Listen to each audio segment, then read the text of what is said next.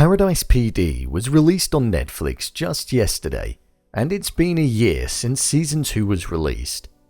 With Paradise PD being one of the latest installments in the animated TV shows market, and it being on its third season, it must be doing something right.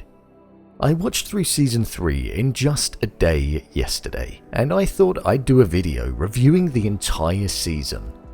So, how does Season 3 compare to the previous two? Well, let's find out. Before I go ahead, make sure you go over to my Twitter, @brainpilot_, and tweet me what show or movie you'd like me to review next.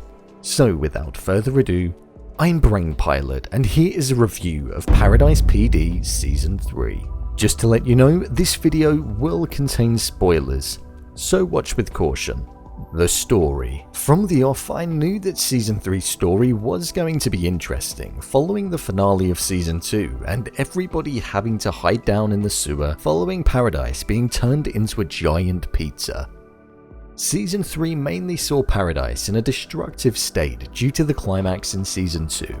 We see a couple of main plots in the show that center around the different characters, and they are interesting to follow. We see Fitz hiding from the mutants that have been formed following the giant pizza. The mutants think that it's down to Fitz and he's the one to blame, and don't understand that it was the Kingpin in his mind. This is one arc that I did enjoy watching, and we do see resolve in the end when the mutants get turned back. But for me, it didn't have that complete satisfaction moment. Maybe it was because Agent Clappers came into the picture after a couple of episodes and started leading the gang of mutants. I feel we saw a little less of the mutants and more of Clappers. I was a fan of the mutant characters, and they did make me laugh on many occasions, whether that be at the appearance of them or the way that they were acting.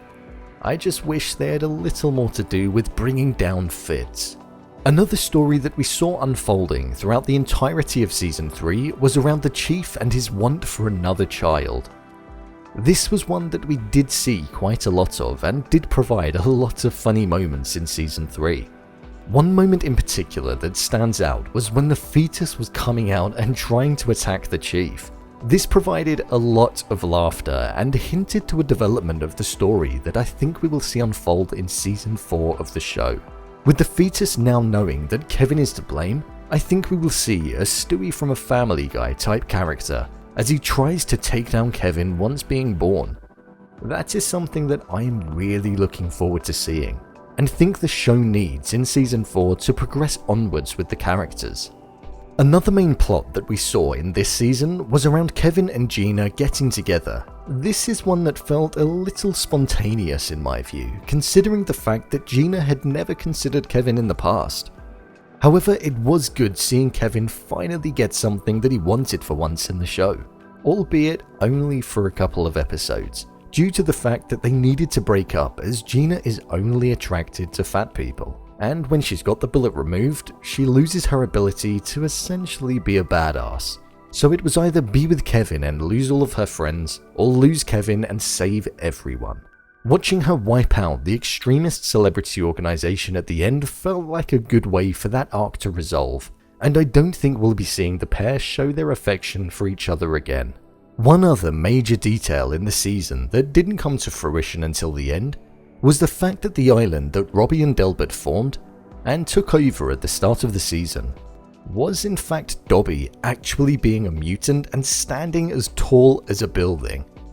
This then led to Dobby taking over Paradise and destroying it in a Godzilla type way, and essentially putting it back to where it was at the start of the season. I thought that was such a great way for the show to finish. All of this effort that the mayor has been going through throughout Season 3 to raise money to amend Paradise, all for it to be destroyed right at the end. It was comedy gold. We also saw many members of the Paradise PD get eaten by Dobby, so I'm intrigued to see what happens with them in Season 4, as I can't imagine the show without them. Overall, I think the story arcs in Season 3 did feel really enjoyable and funny to watch. My only thing would be that it didn't feel as though there was as much at stake as the previous season, with the Kingpin being the continuous underlying villain throughout the whole of the show. Yes, we had Dobby destroy Paradise at the end, but that was literally in the final few minutes of the season.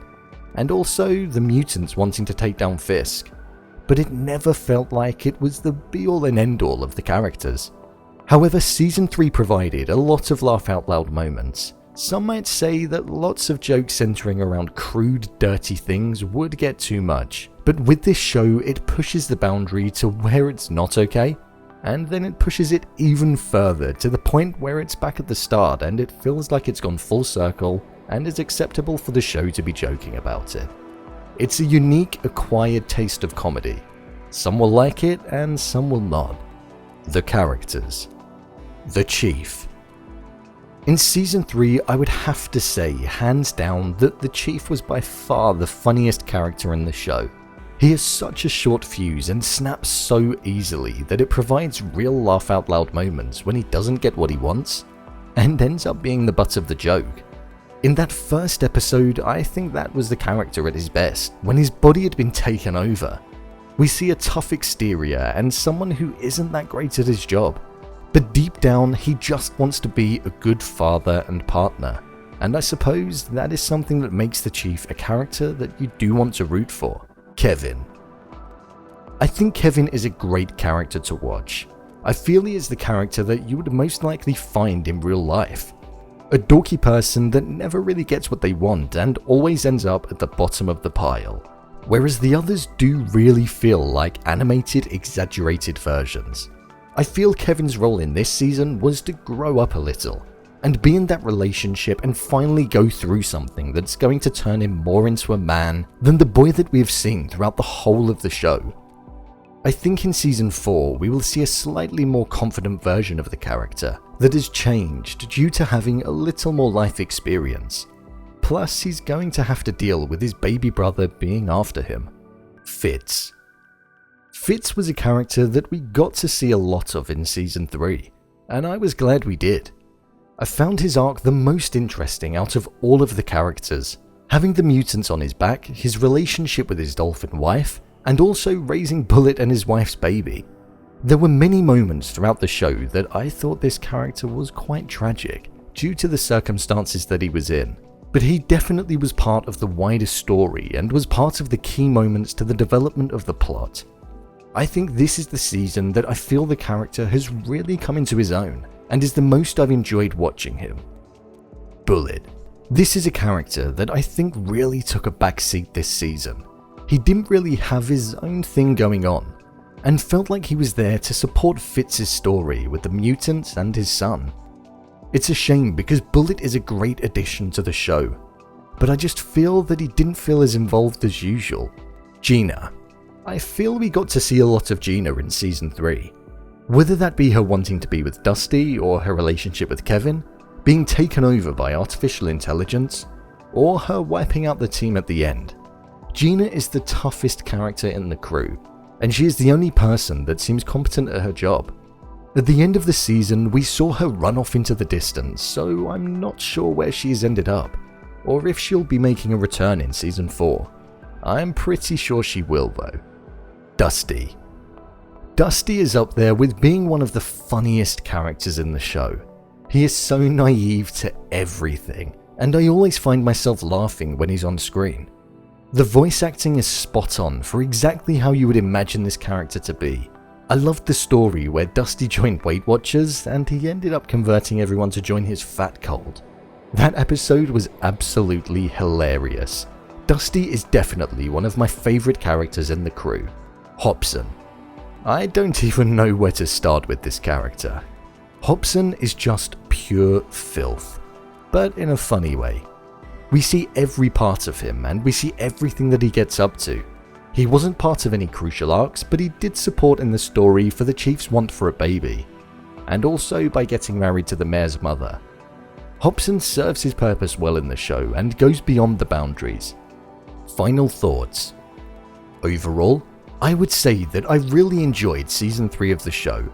There were many moments outside of the main storyline, like in Episode 1 with the Chief and his anus, that made me laugh so much. It was pure filth, but I can honestly say I've not seen anything like that on TV before. With moments like that in the show, it highlights how very different it is to many other shows on Netflix. The nature of the humour is most comparable to Big Mouth, but it doesn't quite fall into the same category. It's dominating an area of its own on the platform, and I would most definitely recommend watching Season 3 of the show if you've not already seen it. So, there you have it, what I thought of Season 3 of Paradise PD. In the past, I've done 2 interviews with the show's creators, Waco and Roger, where I ask some questions about Paradise PD and their other show Brickleberry. So if you want to find out more, click on the I button and it'll take you there. What did you think of Season 3 of the show? Did you enjoy it? Leave a comment down below, and don't forget to subscribe. I'll see you next time.